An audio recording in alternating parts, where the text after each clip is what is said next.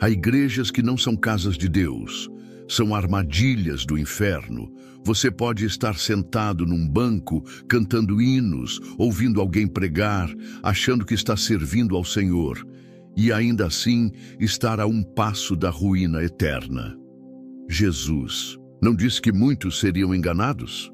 Ele não falou que nos últimos dias haveria falsos profetas, lobos em pele de cordeiro, sinagogas de Satanás travestidas de templo? Pois é exatamente sobre isso que precisamos falar hoje. Essa mensagem não é para acusar, é para despertar. Porque enquanto você dorme no conforto da religião, sua alma pode estar sendo envenenada por um púlpito corrompido. Escute com atenção. Ore. Examine as Escrituras, porque se você estiver em uma dessas 3 igrejas e não sair enquanto há tempo, o destino pode ser mais trágico do que você imagina. Este é um chamado urgente. Não é brincadeira. É questão de vida eterna ou morte eterna. Há uma realidade espiritual que poucos têm coragem de encarar. Deus não habita em qualquer altar. E por mais duro que isso soe, é uma verdade que precisa ser dita com clareza. Nem todo lugar que carrega um nome cristão é um lugar onde Cristo está presente. Nem todo púlpito que cita a Bíblia está sendo usado pelo Espírito Santo. Existem igrejas que mantêm a aparência de piedade, mas negam o poder da verdade. E é justamente sobre esse tipo de engano que Deus está nos alertando hoje. A Bíblia é clara. Tens nome de que vives e estás morto. Apocalipse 3:1. Essas palavras foram ditas pelo próprio Cristo à igreja de Sardes, uma congregação inteira que aos olhos dos homens parecia viva, ativa, cheia de movimento, cheia de obras, mas aos olhos de Deus, morta. Uma igreja que funcionava, mas sem a vida de Deus. Isso é possível? Sim. É mais comum do que pensamos, e é justamente aí que mora o perigo. Há lugares onde o nome de Deus é mencionado, onde cânticos são entoados, onde há uma programação impecável e até mensagens emocionantes, mas o Espírito de Deus não está mais ali. Foi retirado, foi entristecido, foi substituído por métodos humanos, por estruturas vazias, por conveniências doutrinárias e práticas carnais disfarçadas de espiritualidade. E quem não tem discernimento permanece ali, achando que está crescendo, quando na verdade está se afastando da verdade. Esse tipo de engano é sutil e por isso mesmo é tão destrutivo. É fácil identificar um templo pagão. É fácil discernir uma seita que nega Cristo. Mas e quando o engano usa a Bíblia? E quando o nome de Jesus está na fachada, mas o coração do ministério está longe do Evangelho? E quando os cultos são cheios, mas as almas estão vazias? O Espírito Santo nos adverte. Não se trata do nome na placa, mas da presença de Deus naquele altar. Jesus disse que nos últimos tempos surgiriam falsos profetas, enganadores, pessoas que viriam em seu nome, mas sem sua autoridade. E muitos seriam enganados. Sim, muitos, porque a aparência engana, a estrutura confunde. O movimento religioso mascara a ausência da unção verdadeira. E então homens e mulheres sinceros que só queriam encontrar a Deus acabam presos em sistemas espirituais mortos, alimentando a carne e não o espírito, e se acostumando com a ausência de Deus como se fosse normal. Mas não é normal, não é aceitável e não é seguro. Porque permanecer numa igreja onde o Espírito Santo não habita é como permanecer num barco furado.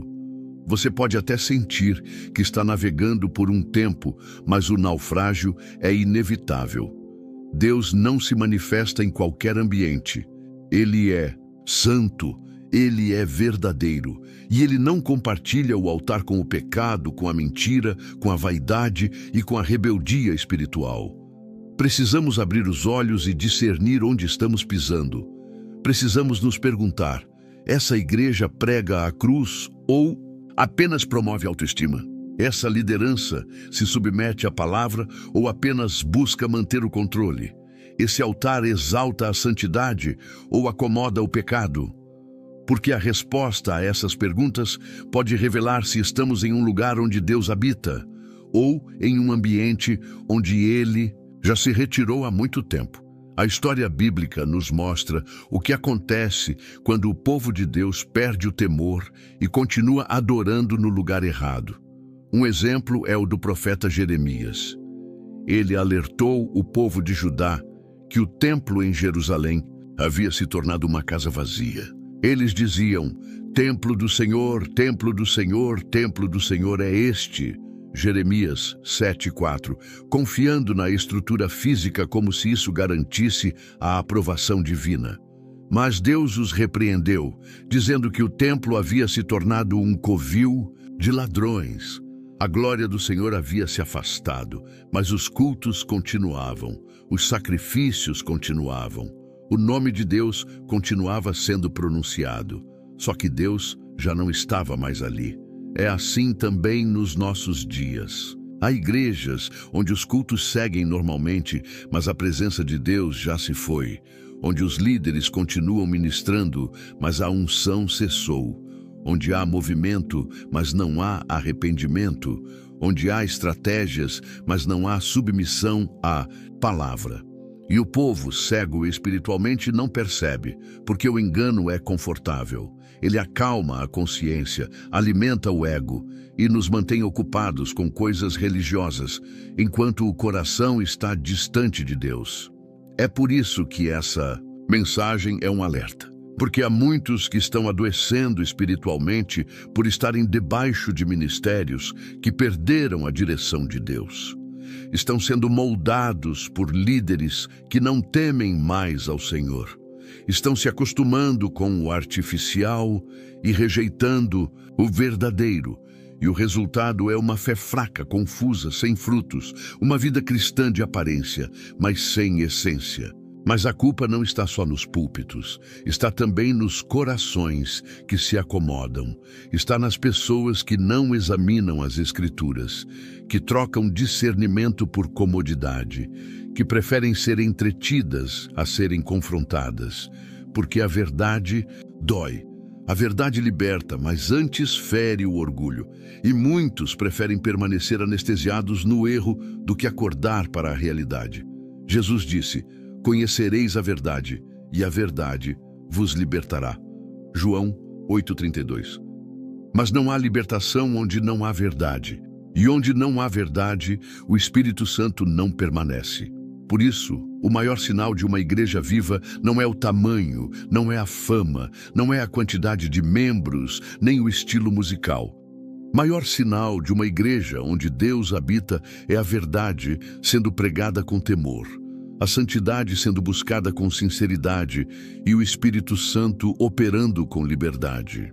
Se o lugar onde você adora não te desafia a ser mais santo, não te leva ao arrependimento, não exalta a cruz de Cristo e não te aproxima da palavra, então você precisa fazer a pergunta mais importante da sua vida espiritual.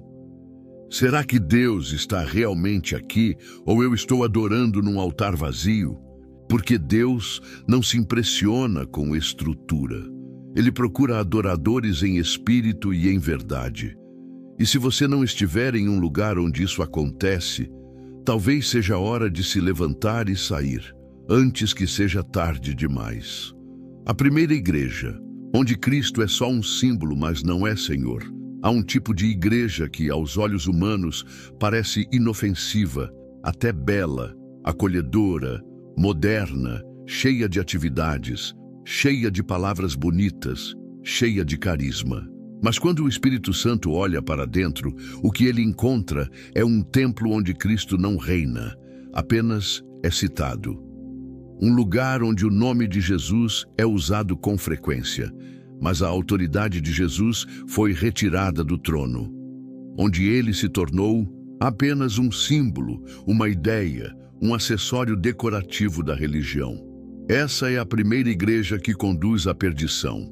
Aquela onde Jesus está presente nos cânticos, mas ausente na liderança. nos versículos lidos, mas não nas decisões. Tomadas, nas paredes pintadas, mas não nos corações rendidos. O apóstolo Paulo, escrevendo a Timóteo, alertou que chegariam dias em que muitos não suportariam a sã doutrina, mas, tendo coceira nos ouvidos, amontoariam para si mestres conforme os seus próprios desejos. E o que ele diz em seguida é ainda mais grave. Desviarão os ouvidos da verdade, voltando às fábulas. 2 Timóteo 4:3-4. É exatamente o que estamos vendo em muitos púlpitos. Pregações que substituem o evangelho pela autoajuda, pelo emocionalismo barato, por frases de impacto que massageiam o ego, mas não salvam a alma. Mensagens que falam de potencial, de sonhos, de vitórias, mas não falam de cruz, de renúncia, de sangue, de arrependimento. Essa igreja moderna prega um Cristo sem exigências, um Salvador que nunca confronta, um Jesus que serve ao homem, ao invés de ser servido como Senhor. E quando isso acontece, o trono do coração não está mais ocupado por ele, mas pelo próprio homem. A fé deixa de ser submissão e se torna exigência. A oração deixa de ser comunhão e se torna barganha. A Bíblia é usada, mas não reverenciada. É selecionada, filtrada, adaptada. E Cristo, que deveria ser o centro, passa a ser apenas uma parte do cenário, útil para manter a aparência de espiritualidade, mas rejeitado em sua essência. A igreja de Laodiceia é o espelho exato desse tipo de congregação. Jesus escreve àquela igreja dizendo: conheço as tuas obras, que nem és frio nem quente. Oxalá foras frio ou quente. Apocalipse 3:15. Ele diz que ela é morna e que por isso está prestes a ser vomitada de sua boca. Veja que não é uma igreja que persegue Cristo, é uma igreja que fala dele, mas o exclui. É uma comunidade religiosa que pensa que tem tudo, riquezas, estrutura, influência, mas espiritualmente está nua, pobre e cega. Talvez o trecho mais assustador da carta a Laodiceia seja: eis que estou à porta e bato. Apocalipse 3:20. Cristo está batendo na porta de uma igreja, não de uma casa mundana, não de um local secular, mas de uma igreja. Isso quer dizer que ele não está mais dentro dela, ele está do lado de fora. E essa é uma das maiores tragédias espirituais dos nossos dias. Igrejas lotadas, onde Cristo foi expulso com aplausos, onde o Espírito Santo foi silenciado em nome da relevância, onde o Evangelho foi adaptado para não ferir os sentimentos de quem está no banco. O resultado disso é um povo que canta, mas não adora, que ouve, mas não obedece, que se emociona, mas não se arrepende. Um povo que busca milagres, mas não busca o Deus dos milagres, que corre atrás de bênçãos, mas rejeita a correção. É um cristianismo sem cruz, sem confronto, sem transformação. Um cristianismo confortável, domesticado, comercial. Essa igreja não conduz à vida eterna, ela conduz à apostasia. E o mais terrível é que ela faz isso com aparência de piedade, com frases belas, com pregações suaves, com promessas doces. Mas tudo vazio, tudo raso, porque onde Cristo não é Senhor absoluto, não há salvação verdadeira. Onde o trono pertence ao homem, Deus não habita. Cristo não quer ser símbolo, ele quer ser rei. Ele não aceita ser mais uma figura entre tantas. Ele não divide sua glória com ninguém. A palavra diz que ele é a cabeça do corpo da igreja. Colossenses 1:18. Isso significa que ele deve dirigir tudo. Não apenas ser mencionado no início do culto. Ele deve governar os cânticos, o púlpito, a liderança, as decisões, os projetos, os relacionamentos, tudo. Mas quando Jesus é reduzido a uma marca, a um nome comercial, a um produto de marketing espiritual, a consequência é desastrosa. O povo se desvia e nem percebe. Os valores se corrompem. A santidade desaparece, a doutrina é corrompida, e o que sobra é um ajuntamento de pessoas buscando um Deus criado à imagem delas. Um ídolo emocional, psicológico, adaptável, mas não o Deus vivo revelado nas Escrituras. Há uma cena no Evangelho de João que ecoa fortemente diante desse quadro. Em João 6, depois de ouvir uma pregação dura de Jesus, muitos discípulos o abandonaram. Ele então se volta para os 12 e pergunta: quereis vós também retirar-vos? João 6,67. Essa pergunta ecoa até hoje. Quando o verdadeiro Cristo aparece e fala a verdade, muitos o rejeitam. Preferem o conforto da religiosidade superficial a encarar a exigência da cruz. Mas Pedro responde com palavras que devem estar em nossos corações. Senhor, para quem iremos nós? Tu tens as palavras da vida eterna. João 6,68. Se há vida eterna, ela está nas palavras de Cristo. Se há direção segura, ela está em sua autoridade. E se há uma igreja que conduz ao céu, ela é aquela onde Jesus é mais que um nome bonito. É o centro, o Rei, o Senhor. O altar precisa ser dele, o púlpito precisa falar dele. O povo precisa ser formado por ele. Caso contrário, não é igreja, é teatro, não é culto, é entretenimento religioso. A pergunta que deve ecoar em cada coração agora é: Jesus é o centro da minha igreja ou apenas uma referência distante? Ele governa ou é apenas citado? Porque no fim, o que definirá o destino de uma congregação e da alma de cada crente não é o quanto se fala de Jesus, mas o quanto se vive por ele, para ele e sob sua autoridade absoluta. A segunda igreja, onde o Espírito Santo foi substituído por manipulação emocional. Há igrejas onde o que reina já não é mais o Espírito de Deus, mas a emoção do momento, cuidadosamente fabricada, manipulada, empurrada para o povo como se fosse unção. Mas quem conhece as Escrituras, quem conhece a voz do Espírito Santo, quem já sentiu o peso real da glória de Deus, sabe distinguir o que vem do céu e o que é apenas espetáculo terreno disfarçado de espiritualidade. Quando a presença de Deus é substituída por performance, por gritos, por repetições vazias, por palmas combinadas e palavras ensaiadas, o povo se empolga, mas não se transforma. Sai animado, mas não sai arrependido. Sai com lágrimas nos olhos, mas o coração continua endurecido. Essa igreja emociona, mas não regenera. E quando o espírito é trocado pelo controle humano, o que sobra é apenas um movimento religioso que impressiona os sentidos, mas não toca a alma. O caso de Nadab e Abiú é um alerta forte. Eles eram filhos de Arão, sacerdotes diante do Senhor, com acesso ao lugar sagrado, mas se atreveram a oferecer ao Senhor um fogo que não vinha de Deus. A Bíblia diz em Levítico 10:1-2: E tomaram Nadab e Abiú, filhos de Arão, cada um o seu incensário, e puseram fogo neles, e colocaram incenso sobre eles, e trouxeram fogo estranho perante o Senhor, o que ele não lhes ordenara. Então saiu fogo de diante do Senhor e os consumiu, e morreram perante o Senhor. Eles tentaram produzir por conta própria aquilo que só pode ser gerado pelo céu. Tentaram provocar um movimento sem a direção do Espírito. O resultado foi juízo imediato.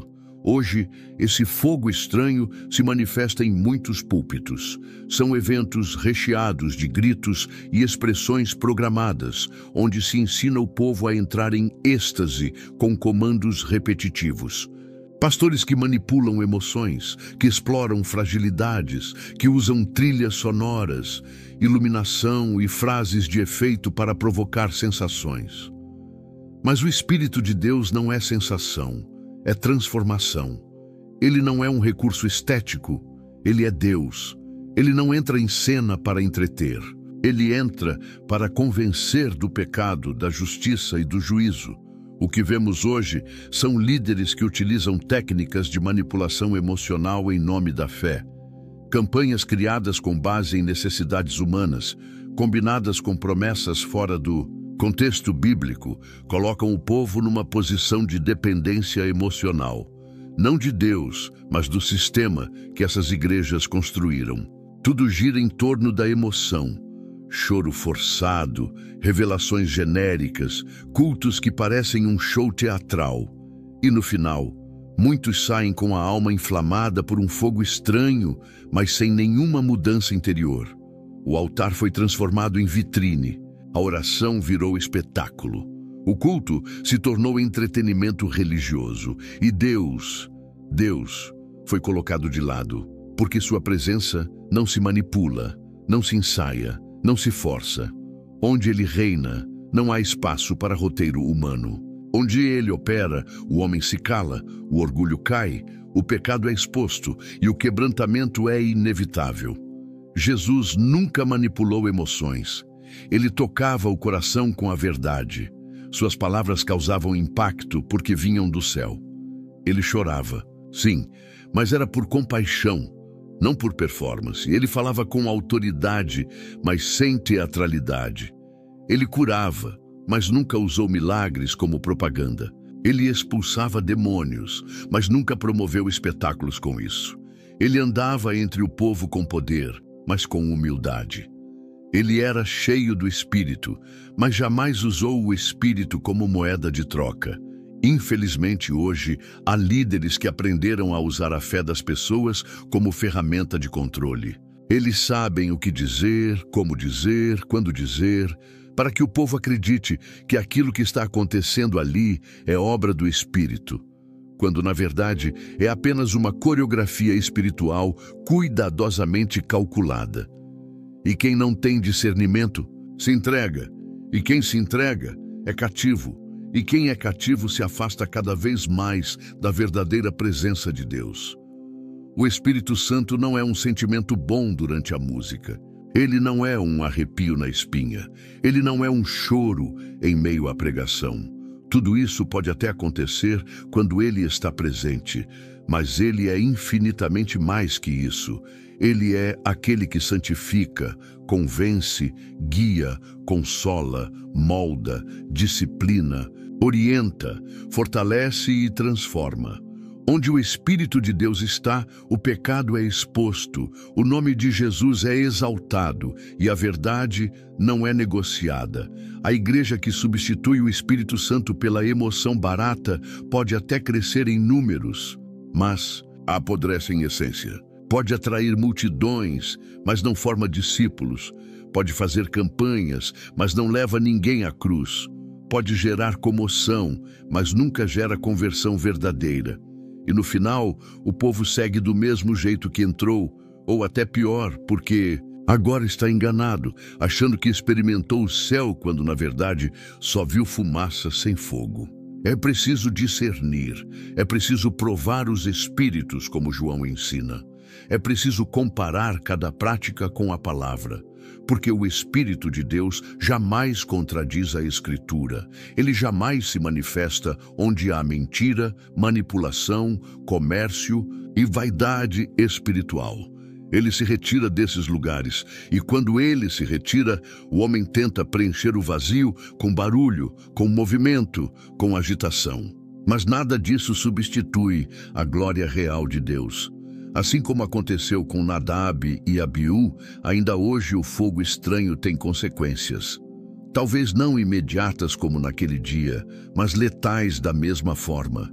Almas estão sendo alimentadas com engano. Famílias estão sendo enganadas por líderes que se tornaram especialistas em fabricar emoção. Vidas estão sendo entregues a um altar falso, onde o que importa não é a verdade, mas o impacto. E tudo isso está acontecendo dentro de igrejas. Igrejas que falam de Deus, mas que há muito tempo perderam a presença de Deus. Quem ama a Deus de verdade não se deixa prender por esse tipo de culto. Quem conhece a voz do Espírito sabe quando ele se foi. E quando percebe que está num lugar onde o espírito foi substituído por performance, tenha coragem de se levantar e sair. Porque a alma vale mais que qualquer tradição, mais que qualquer costume, mais que qualquer vínculo emocional. É melhor estar em silêncio com Deus do que em meio à gritaria sem Ele. O verdadeiro mover do Espírito não precisa de manipulação. Ele não precisa de estratégias humanas. Ele não precisa de espetáculo. Ele só precisa de corações quebrantados, de almas sedentas, de pessoas sinceras. Onde houver verdade, haverá presença. Onde houver reverência, haverá fogo verdadeiro. Onde houver entrega, haverá transformação. Por isso, examine o lugar onde você adora. Examine o Espírito que governa aquele altar. E se perceber que ali o Espírito Santo já não reina, não permaneça. Porque onde o Espírito não está, a verdade foi trocada. E onde a verdade é trocada, o caminho é de perdição. A terceira, igreja, onde o pecado é celebrado e o inferno é negado. Há igrejas que não apenas toleram o pecado, elas o celebram. E fazem isso em nome de um amor que já não é mais o amor de Deus, mas uma caricatura emocional que serve para justificar tudo e transformar a santidade em algo ultrapassado. Essa igreja não repreende, ela abraça o erro, ela não confronta, ela acomoda, ela não denuncia, ela mascara. A consequência é um povo que já não sabe mais o que é certo ou errado, porque a verdade foi silenciada e o pecado promovido e como liberdade. Quando Isaías disse, ai dos que ao mal chamam bem e ao bem mal, que fazem da escuridão luz e da luz escuridão, Isaías 5:20, ele estava descrevendo exatamente esse espírito, um tempo em que tudo é invertido, distorcido, relativizado. E o mais grave é que isso está acontecendo dentro de lugares que se dizem templos do Senhor. Palcos onde o pecado não apenas é ignorado, ele é protegido, defendido, até mesmo exaltado, como se fosse virtude. São igrejas onde o púlpito já não fala mais sobre cruz, renúncia, arrependimento, transformação. Onde inferno é uma palavra banida porque assusta. Onde santidade é vista como legalismo. Onde as mensagens são moldadas para agradar o público e não para agradar a Deus. Nessas igrejas, o foco é manter o auditório cheio e para isso é preciso tornar tudo leve, tolerável, aceitável. O problema é que o evangelho não foi feito para ser confortável. Ele foi feito para salvar.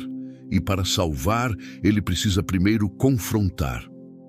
Um dos maiores enganos do nosso tempo é imaginar que amar alguém é nunca dizer a verdade que fere. Mas Jesus amava e confrontava. Ele curava, mas também dizia, vai e não peques mais. O amor de Cristo jamais foi conivente com o pecado. Ele não ignorava o abismo onde a pessoa estava. Ele oferecia um caminho de saída. Mas hoje, essas igrejas modernas oferecem conforto dentro do abismo.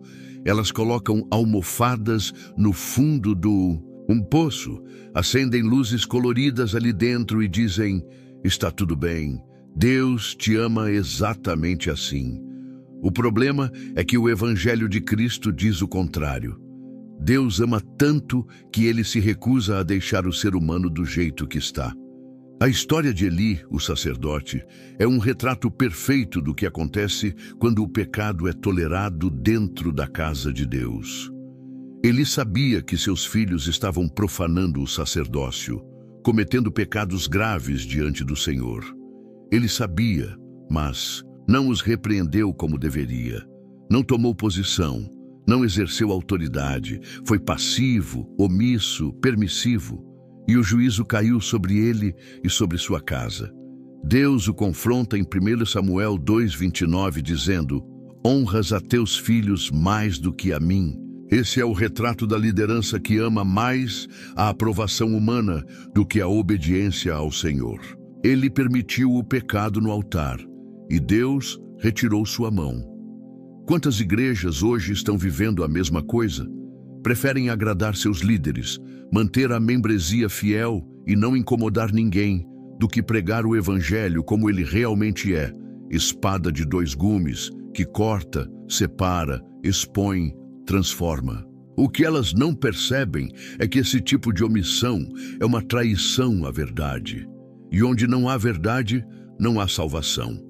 A igreja que não confronta o pecado está preparando seus membros para o inferno, com palavras doces, com abraços quentes, com louvores animados e com discursos empáticos. Mas Deus não se impressiona com isso.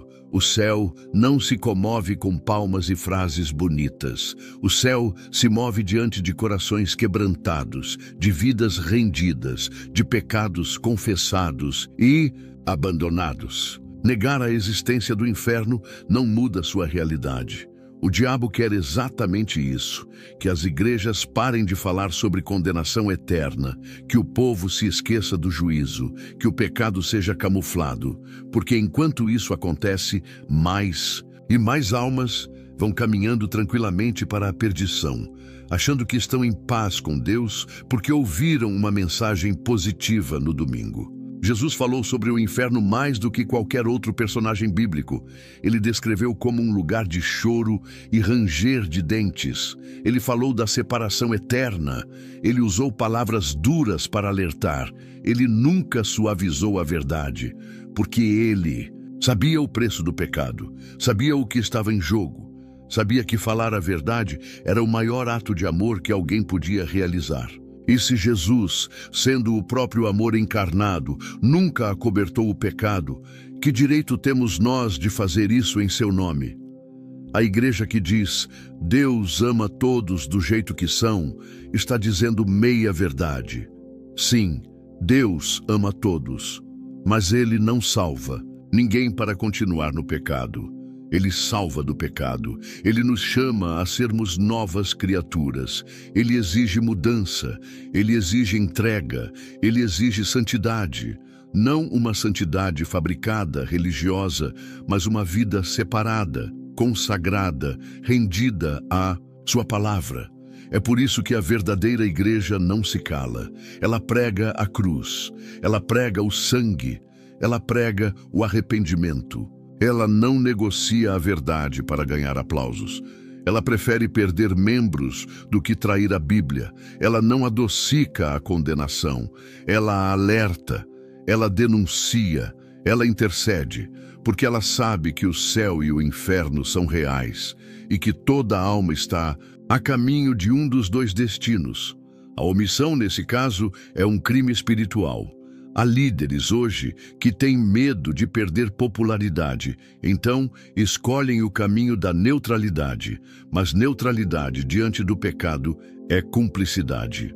Quando a igreja se cala, o mundo grita mais alto. Quando a luz se esconde, a escuridão avança. Quando a verdade é sufocada, a mentira se transforma em doutrina. E o povo de Deus sofre por não conhecer a verdade que liberta. Por isso, quem ama a Deus precisa rejeitar esse tipo de igreja. Não por orgulho, não por julgamento pessoal, mas por temor, porque permanecer num ambiente onde o pecado é aplaudido é caminhar com os olhos fechados rumo a um abismo.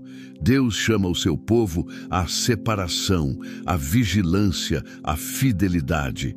Ele chama homens e mulheres que não se dobram à cultura do mundo, que não vendem a mensagem, que não apagam a chama da santidade. É melhor estar em um lugar simples, pequeno, esquecido pelos homens, mas onde a verdade reina e a santidade é buscada, do que estar em um templo grande, famoso, respeitado, mas onde o inferno foi silenciado e o pecado é promovido como estilo de vida. A alma é eterna e não vale a pena vendê-la por uma sensação de aceitação momentânea. É tempo de examinar, de fugir das igrejas que negam a cruz, que ocultam o juízo, que escondem a gravidade do pecado. É tempo de clamar por discernimento e buscar com todo o coração a santidade que agrada ao Senhor, porque no fim, a única igreja que será arrebatada é a igreja santa, remida, fiel. Aquela que não celebrou o pecado, mas chorou por ele, lutou contra ele e venceu pelo sangue do Cordeiro. Por que muitos ainda frequentam essas igrejas? O engano dos últimos dias. É preciso compreender que o maior perigo espiritual do nosso tempo não é o pecado escancarado, mas o engano travestido de fé, a mentira com aparência de verdade, o erro vestido de piedade.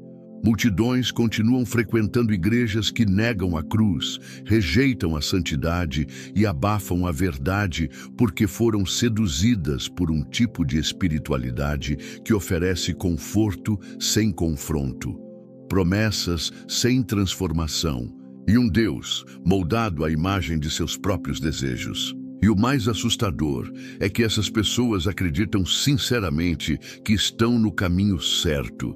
Jesus já havia alertado com clareza sobre esse fenômeno. Em Mateus 7, 21, 23, ele declarou: "Nem todo o que me diz Senhor, Senhor, entrará no reino dos céus, mas aquele que faz a vontade de meu Pai, que está nos céus." Muitos me dirão naquele dia: Senhor, Senhor, não profetizamos nós em teu nome? E em teu nome não expulsamos demônios? E em teu nome não fizemos muitas maravilhas? E então lhes direi abertamente: nunca vos conheci. Apartai-vos de mim, vós que praticais a iniquidade. Essas palavras não se dirigem a incrédulos, mas a pessoas que viviam dentro do ambiente religioso. Gente que falava o nome de Jesus, que participava de atividades espirituais, que fazia milagres, mas que no fim foi rejeitada. Por quê? Porque tinham aparência de piedade, mas o coração longe da obediência real. Tinham rituais, mas não tinham arrependimento. Tinham obras, mas não tinham submissão. O que prende essas multidões a essas igrejas não é apenas a falta de informação, mas a presença de uma falsa segurança espiritual. Um tipo de engano tão sutil que não apenas desvia, anestesia. A pessoa acredita que está salva, que está em paz com Deus, que sua fé está firme, quando na verdade está andando em círculos dentro de um sistema que alimenta o ego e esvazia a alma. E é exatamente isso que o espírito do anticristo está promovendo dentro de muitos templos. A Bíblia afirma em 2 Tessalonicenses 2, 3, 4, que antes da volta de Cristo viria a apostasia, uma rebelião espiritual silenciosa, camuflada de adoração, onde o homem se coloca no centro e a verdade é negociada. O anticristo não precisa destruir igrejas para reinar, basta corrompê-las.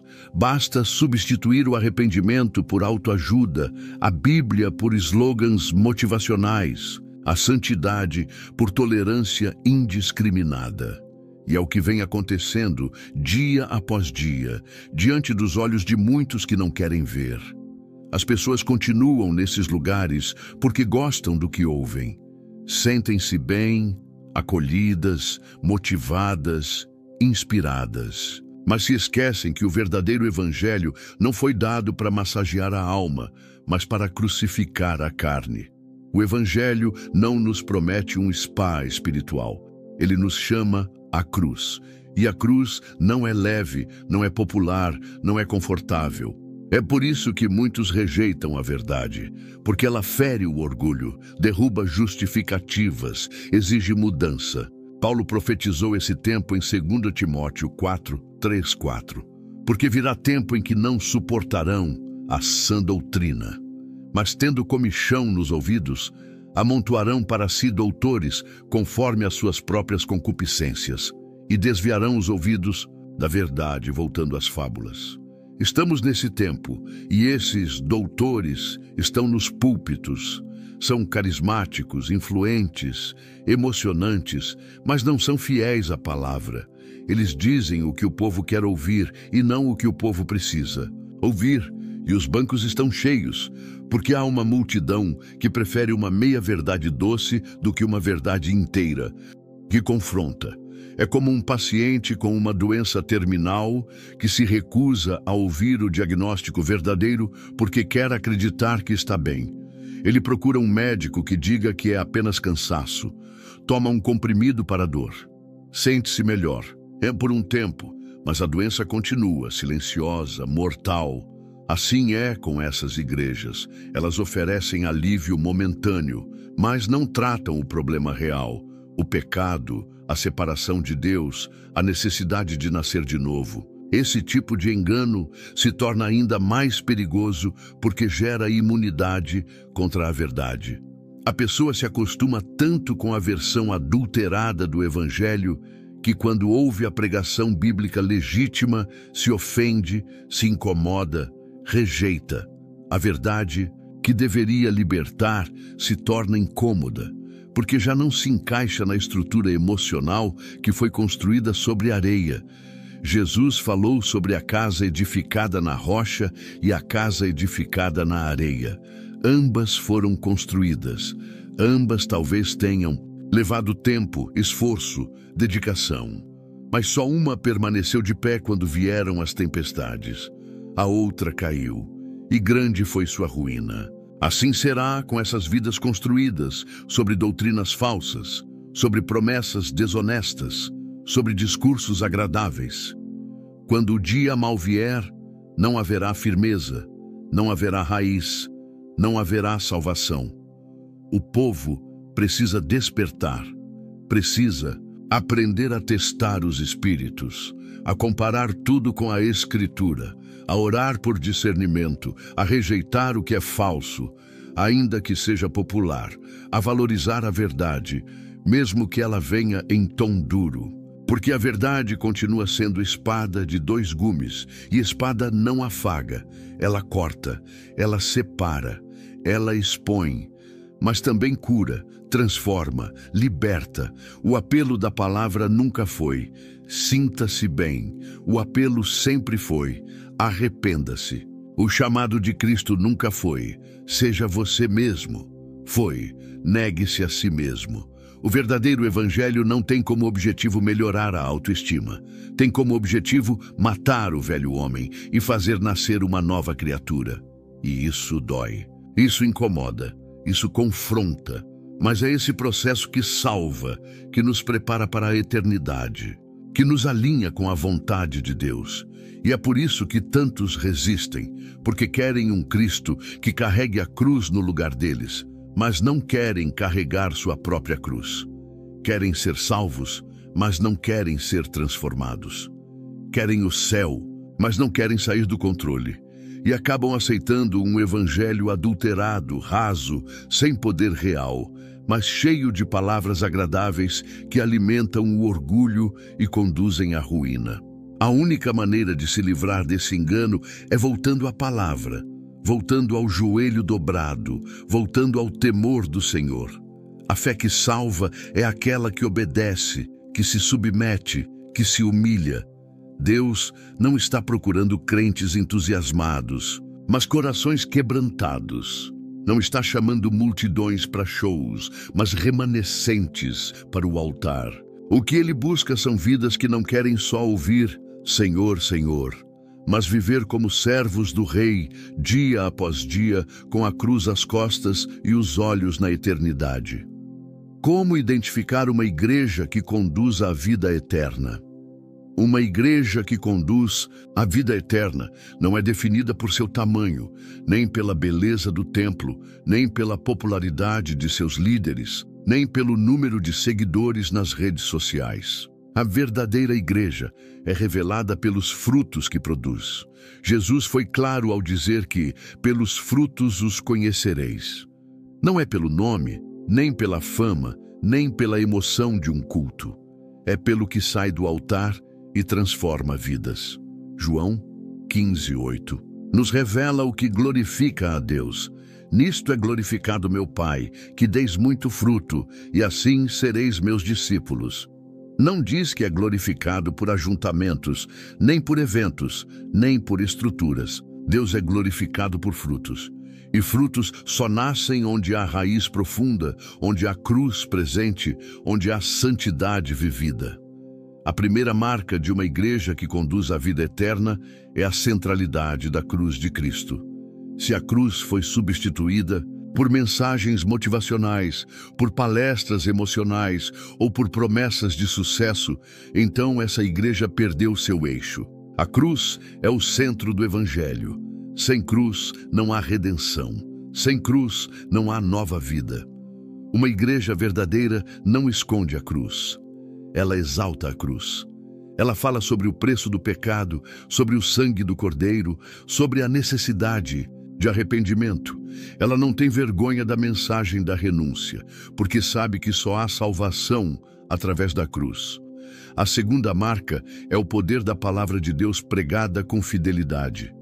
Uma igreja viva não molda as escrituras aos interesses do público. Ela prega a verdade, mesmo quando ela fere. Porque entende que a palavra é viva, eficaz, mais cortante do que espada de dois gumes, e penetra até dividir alma e espírito. Hebreus 4:12. Onde a Bíblia é aberta, reverenciada, explicada com temor, ali há luz. Onde ela é manipulada, distorcida ou usada como ferramenta de controle, ali há trevas. Além da cruz e da palavra, a terceira marca é a presença real do Espírito Santo.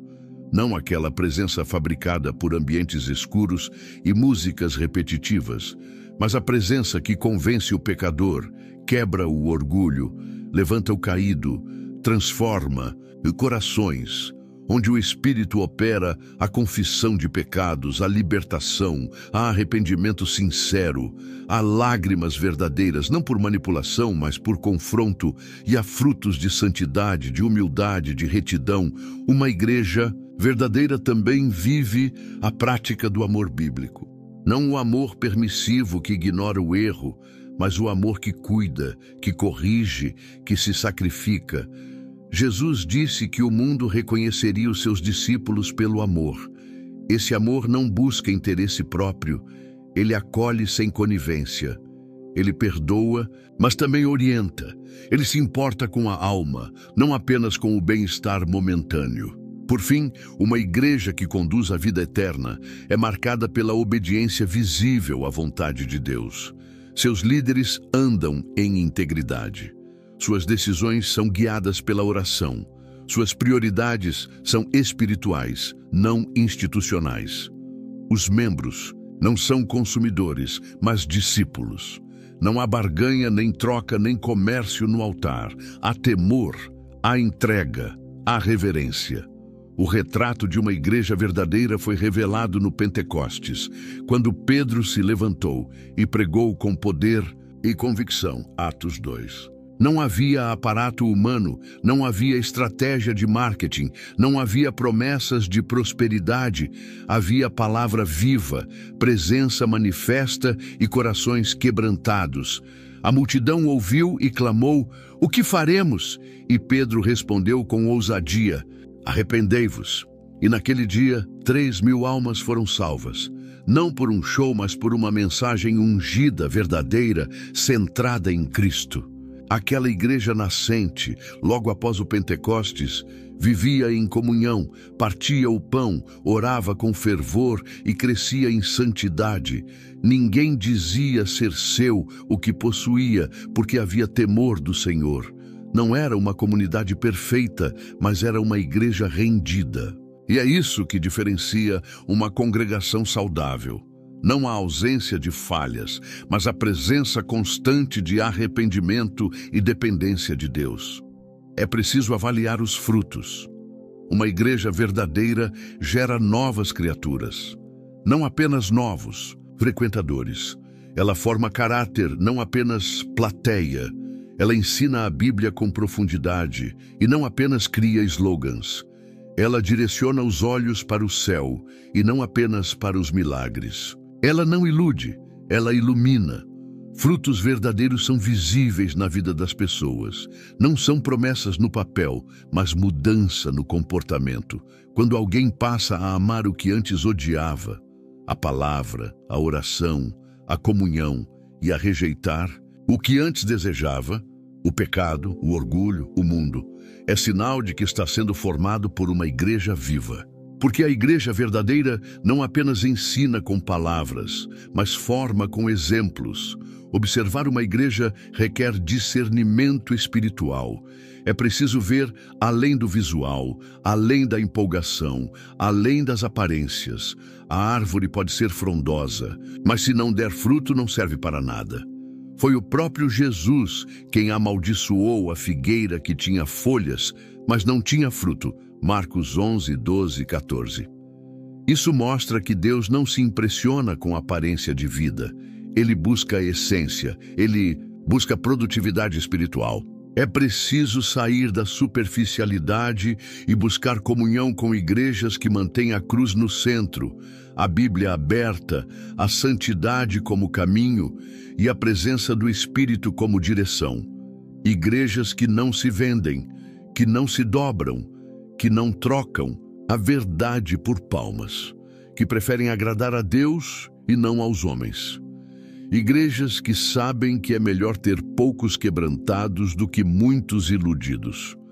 Discernir uma igreja viva é mais que um exercício crítico, é um ato de sobrevivência espiritual, porque o lugar onde você adora molda o tipo de cristão que você será. E há ambientes onde o nome de Deus é usado, mas sua presença foi embora há muito tempo. Permanecer nesses lugares não é apenas perigoso, é fatal para a alma. Busque uma igreja onde o nome de Jesus seja mais do que repetido, seja exaltado, onde o arrependimento não seja ofensa, mas oportunidade, onde o Espírito Santo não seja usado como ferramenta de espetáculo, mas reverenciado como Senhor, onde a Bíblia não seja adaptada, mas obedecida, onde a cruz não seja escondida, mas proclamada como o único caminho para a salvação. Porque no fim, a igreja que conduz à vida eterna não é a mais moderna nem a mais bonita, é a mais fiel.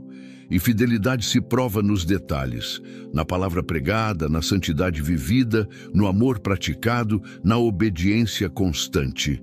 É essa igreja que Deus busca. É essa igreja que o céu reconhece. É essa igreja que será arrebatada. A escolha que define teu destino eterno. Não siga multidões, siga a verdade. Há momentos na vida em que uma escolha determina não apenas o rumo dos próximos anos, mas o destino da eternidade. O que se decide diante da verdade de Deus jamais será neutro. Ou se abraça a cruz, ou se nega o Salvador, ou se caminha pela porta estreita, ou se é levado pela multidão pela estrada larga. E por mais que o coração deseje evitar essa confrontação, é exatamente essa decisão radical que a palavra de Deus exige de todos nós. Josué, diante do povo de Israel, falou com clareza: escolhei hoje a quem servireis. Josué 24:15. Não amanhã, não depois de pensar melhor. Hoje, porque a fé verdadeira não permite neutralidade. Ela não aceita zona de conforto. A fé em Cristo exige entrega, e se não houver entrega, não há salvação. Josué não estava falando com pagãos, mas com gente que dizia conhecer o Senhor.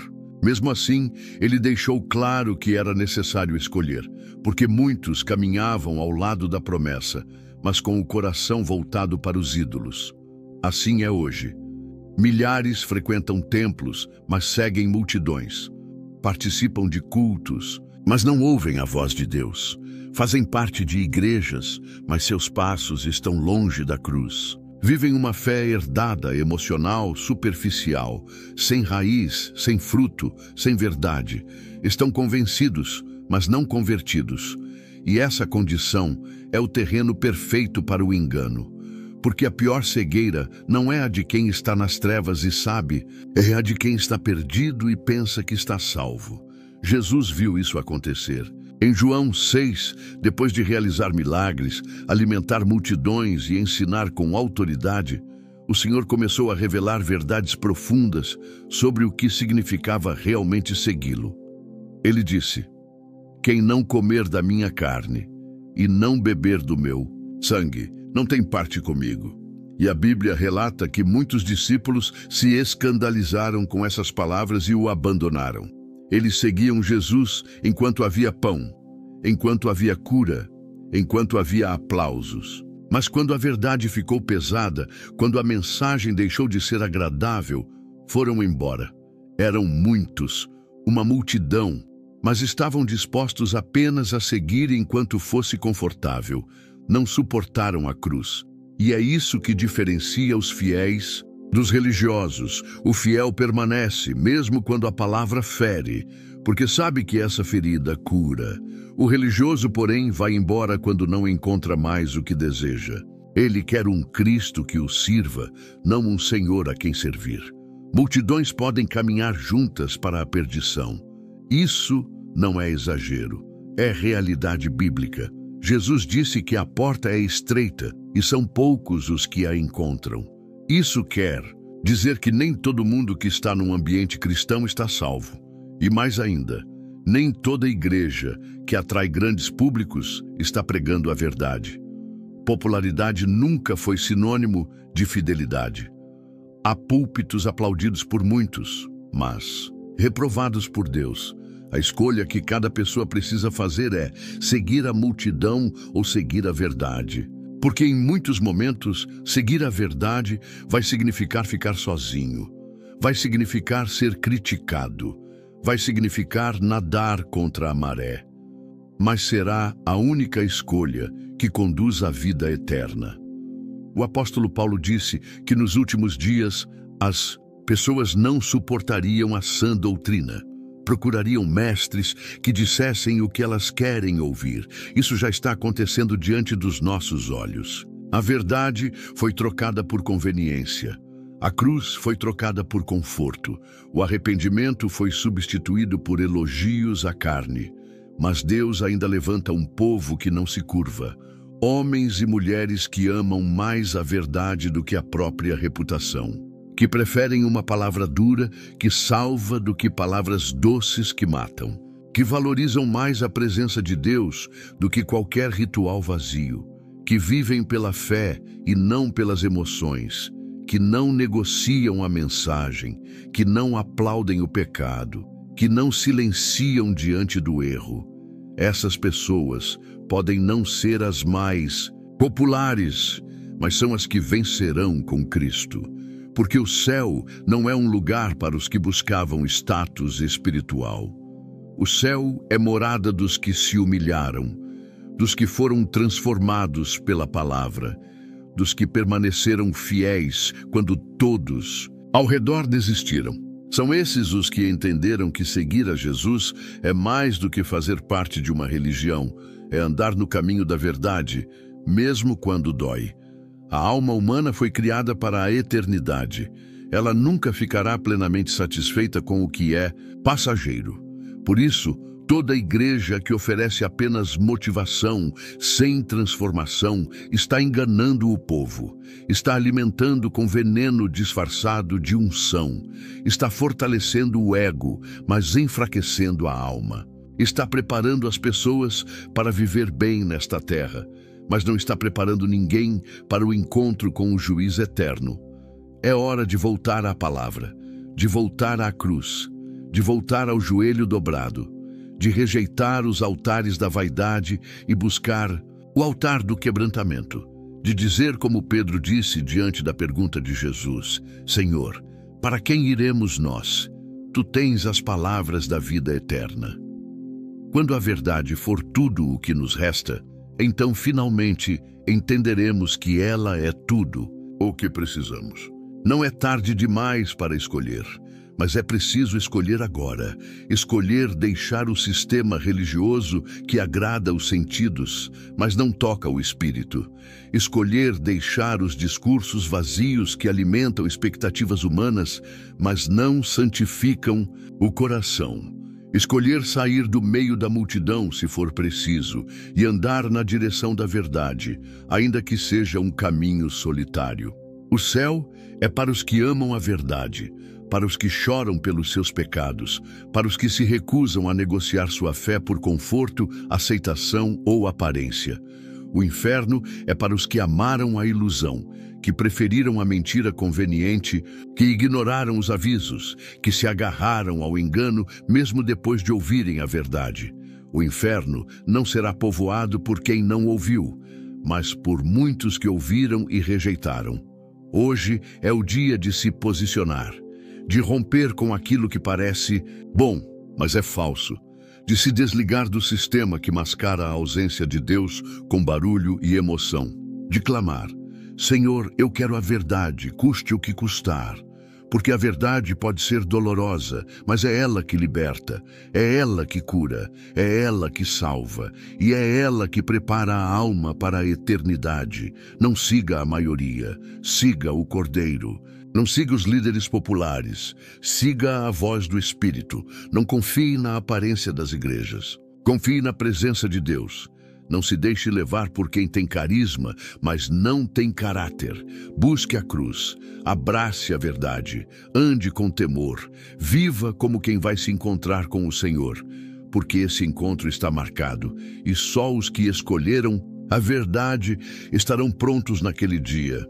Que o Senhor te conceda discernimento, firmeza e coragem para escolher a verdade, permanecer na luz e seguir pelo caminho estreito que conduz à vida eterna. Que a presença do Espírito Santo te guie longe do engano. Fortaleça tua fé e mantenha teu coração firmado na cruz de Cristo todos os dias da tua jornada. Amém.